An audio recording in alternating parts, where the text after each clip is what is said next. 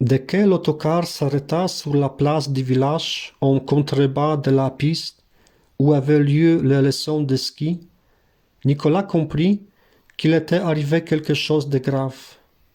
Un groupe d'une dizaine de personnes, hommes et femmes, se tenait devant le café, et même de loin on voyait au visage une expression de douleur et de colère.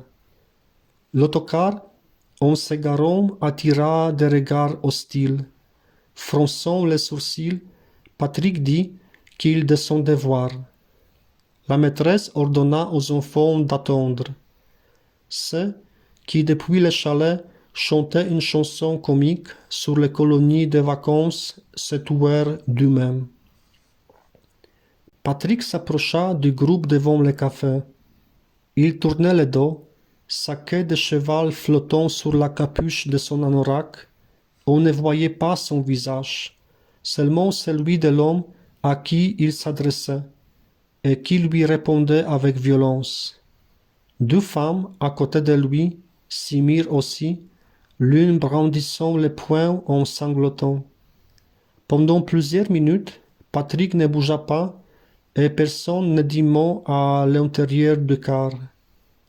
La soufflerie étant arrêtée avec le moteur, des vitres se couvraient de bouées qu'on enlevait du revers de la manche ou de la main pour voir ce qui se passait dehors. D'habitude, en faisant cela, on traçait des dessins ou des lettres, mais Nicolas se surprit à l'éviter, au contraire attaché de faire un rond ne représentant rien, comme si tout avait risqué d'être insultant pour les gens qu'on voyait rassemblés dehors. On le sentait capable, au moindre geste qu'il prendrait pour une provocation, de renverser le car et de le brûler avec ses occupants. Enfin, Patrick se retourna. Son visage aussi s'était brouillé, moins violent que ceux des gens du village, mais décomposé. La maîtresse descendit aussitôt pour aller à sa rencontre, entendre ce qu'il avait à dire hors de la présence des enfants.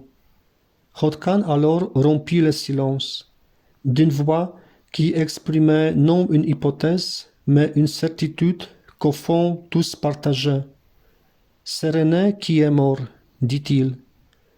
Il avait dit René, pas le garçon qui a disparu, comme si tout le monde le connaissait, comme s'il avait été l'un d'entre eux, et Nicolas sentit l'envahir l'horaire jusqu'à présent suspendu par l'attente.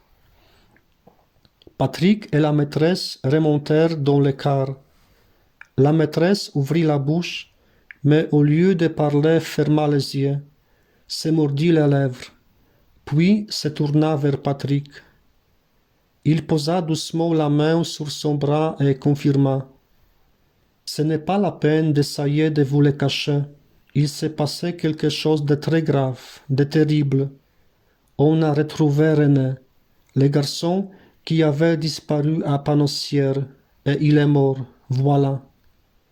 Il poussa un soupir pour montrer combien il lui avait été difficile de prononcer ces mots.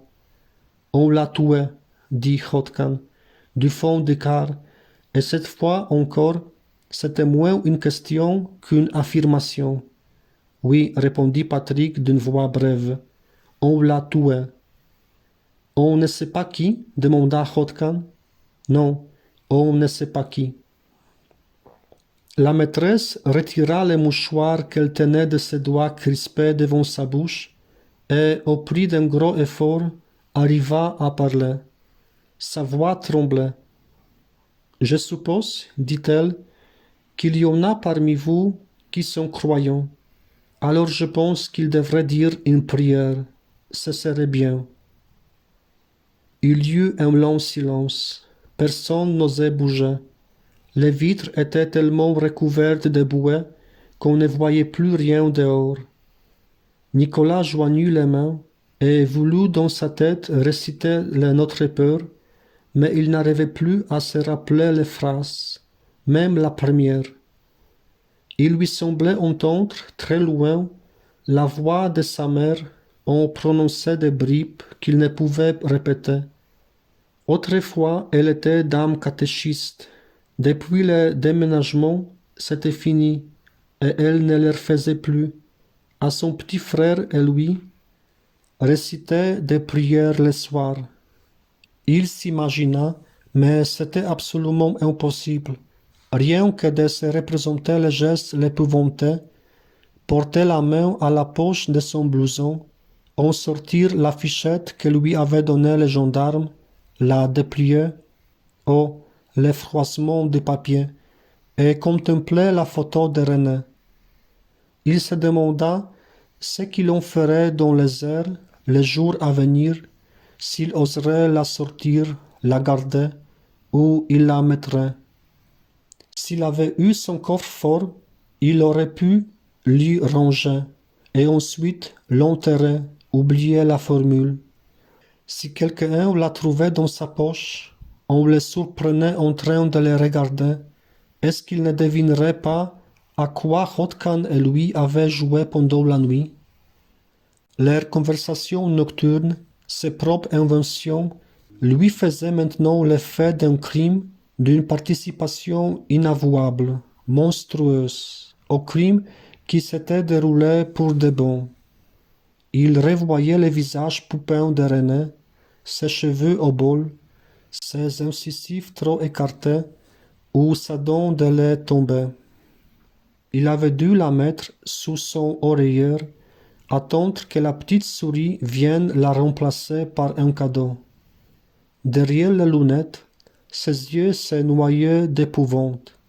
L'épouvante d'un petit garçon sur qui un inconnu s'épanche pour le tuer, et Nicolas sentait se coller sur son propre visage l'expression de René, sa bouche s'ouvrir sur un cri silencieux qui ne prendrait jamais fin.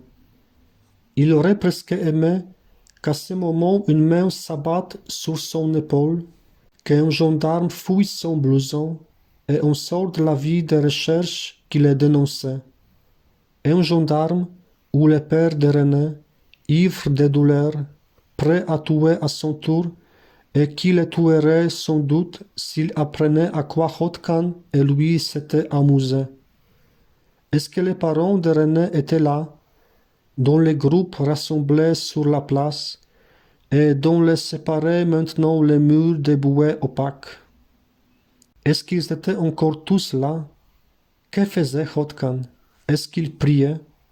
Est-ce qu'ils priaient tous autour de lui, recueillis dans cette chapelle de bouée?